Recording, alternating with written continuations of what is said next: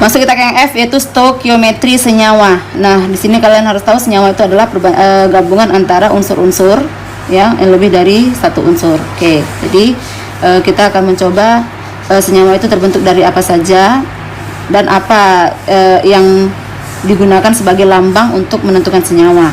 Nah, dikenallah dia sebagai rumus kimia. Jadi rumus kimia ini adalah lambang-lambang dari senyawa itu. Lambang-lambang dari senyawa itu rumus kimia ini. Nah, rumus kimia itu terbagi dua. Ada rumus empiris, ada rumus molekul.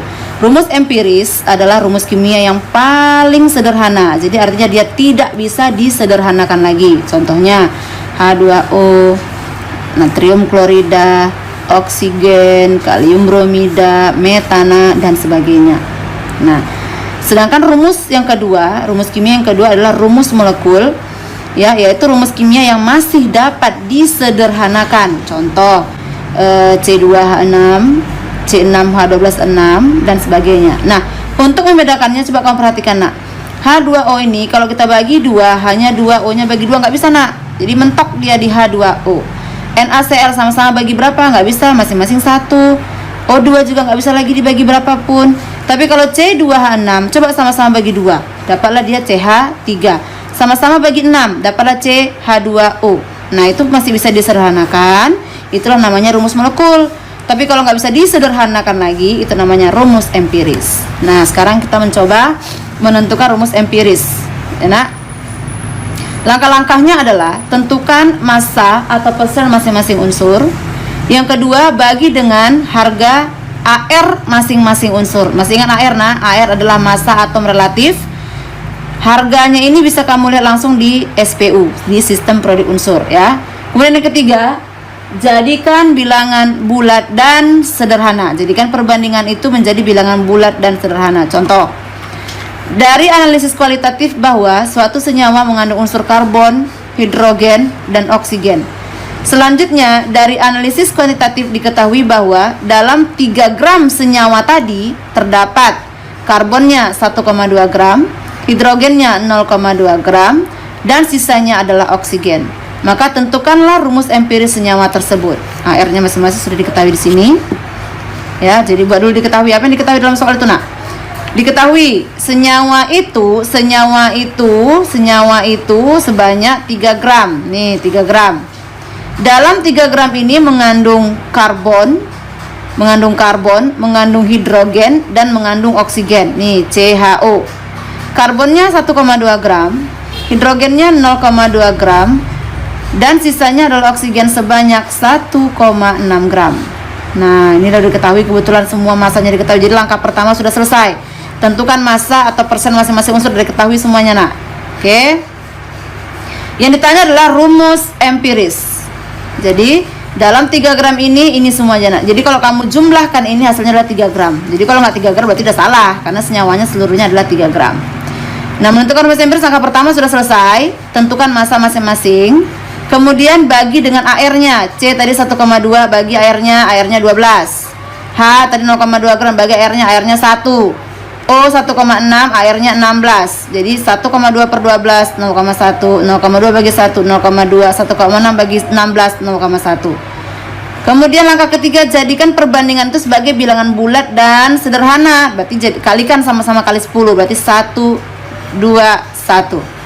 Dah, berarti di sini C-nya ada 1, H-nya ada 2, O-nya ada 1. Maka rumus empirisnya adalah CH2O. Oke. Sekarang kita mencoba menentukan rumus molekul. Langkah pertama, tentukan dulu rumus empiris. Kemudian yang kedua, tentukan harga MR rumus empiris. Yang ketiga, tentukan MR rumus molekul yang dicari. Yang keempat, tentukan kelipatan antara MR rumus empiris dengan MR rumus molekul. Biasanya dilambangkan dengan huruf X atau N. Kemudian setelah kita dapatkan tadi harga kelipatan itu, maka kalikanlah dengan rumus empirisnya. Contoh, senyawa X mempunyai rumus empiris CH2O dan massa molekul relatif senyawa itu adalah 60. Tentukanlah rumus molekul senyawa tersebut. Nah, jadi langkah pertama, tentukan dulu rumus empiris. Kebetulan rumus empirisnya sudah diketahui. H2O, CH2O. Kemudian baru tentukan MR rumus empiris. Kita cari MR-nya. MR rumus empiris CH2O adalah 1 kali C, 2 kali H, 1 kali O. Jadi 1 kali 12 tambah 2 kali 1 tambah 1 kali 16, maka dapatlah 30. Jadi MR rumus empirisnya dah 30. Kemudian langkah ketiga, tentukan MR rumus molekul. Sudah diketahui dalam soal nih. Massa molekul relatifnya adalah 60. Dah ya, 60. Tinggal cari langkah keempat. Tentukan kelipatan MR rumus empiris dengan MR rumus molekul. Jadi kita cari kelipatannya. Tadi MR rumus empiris berapa kali supaya dapat MR rumus molekul? Rumus empirisnya tadi dapat 30. Berarti 30 kali berapa kali supaya dapat 60? Maka X-nya dapatlah 2. Maka langkah terakhir, kalikan harga kelipatan tadi ke dalam rumus empiris. Maka rumus empiris tadi kan CH2O. Kelipatannya ada 2, berarti C-nya 2, H-nya 2 kali 2, 4, O-nya 2. Maka inilah rumus molekulnya. Kemudian yang ketiga, C. Menentukan kadar unsur dalam senyawa. Jadi kadar unsur itu, kadar itu adalah banyaknya zat atau banyaknya unsur dalam suatu senyawa. Jadi kadar itu banyak. Jadi kadar unsur itu adalah X kali AR unsur dari seluruh MR senyawa kali 100%. X itu adalah jumlah atom unsur yang ada dalam senyawa. Contoh, berapakah kadar C dan N dalam urea? Urea itu kan CONH2 2 kali, air H itu 1, air C itu 12, dan air O itu 16. Jadi ingat, kalau kita mau cari unsur dalam senyawa, berarti kita harus cari dulu MR senyawa ini berapa. Karena dia mencari kadar unsur itu membandingkan antara AR unsur dengan MR senyawa. Jadi kita cari MR senyawanya dulu. MR urea adalah C-nya 1 kali ARC, 1 kali ARO, tambah 2 kali ARN, tambah 2 kali 2 ini 4 kali ARH. Ini dia nak. Berarti 1 kali 12 tambah 2 kali 14 tambah 4 kali 1 dapatlah 60. Jadi inilah MR urea. MR senyawanya adalah 60.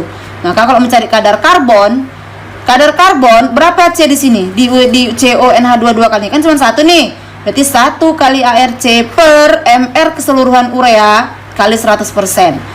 C itu tadi ada 12, berarti 1 kali 12 per MR senyawanya tadi ada 60 kali 100%, berarti dapatlah 20%. Nah, kadar N sama juga. Cari dulu berapa N di sini. N-nya ada 2, berarti 2 kali ARN per MR seluruh senyawa ureanya. Berarti 2 kali ARN di sini ada 14 ya. Kamu bisa lihat di SPU. Berarti 2 kali 14 ya per 60 kali 100%. Dapatlah 46,6%. Paham nak? Jadi itulah langkah-langkah untuk menentukan kadar atau persen unsur dalam suatu senyawa. Contoh yang kedua. Berapa gram hidrogen yang diperlukan untuk membuat 1 kg air? Berapa gram hidrogen yang diperlukan untuk membuat 1 kilo air? Ingat, molekul air itu adalah H2O. Jadi, massa H yang dibutuhkan adalah berapa H di H2O? 2 kali air E per MR senyawa dikali 1 kilo. Jadi, kita butuhkan 1 kilo. Kalau tadi kan persen nak. Sekarang kita pakai 1 kilo. Jadi, sama aja caranya. Jadi, tinggal 2 kali 1 per 18 kali 1 kilo. Berarti dapatlah 111,11 gram. Inilah yang diperlukan massa untuk mendapatkan air sebanyak untuk membuat hidrogen sebanyak 1 kilo. Kemudian contoh yang ketiga, berapa massa asam sulfat yang dapat dibuat dari 64 gram belerang. Nah, ini kebalikan soal tadi nak. Kalau ini yang ditanya massa senyawa dari 1 unsur. Kalau tadi kan massa unsur dari 1 senyawa gitu ya. Jadi rumusnya tinggal kita balik aja. Massa senyawa berarti MR senyawa per X kali AR unsur S, karena di sini adalah si belerang, kali massa unsur belerang. Berarti dia MR senyawa, MR H2 sampai bisa kamu lihat di sini nak. 2 kali 1 tambah 1 kali 32 tambah 4 kali 16, berarti dapat 98. Berarti 98 per 1 kali ARS adalah 32. Lihat di SPU kali berapa ya masanya? 64. Berarti dari 64 gram belerang ini bisa menghasilkan asam sulfat sebanyak 196 gram.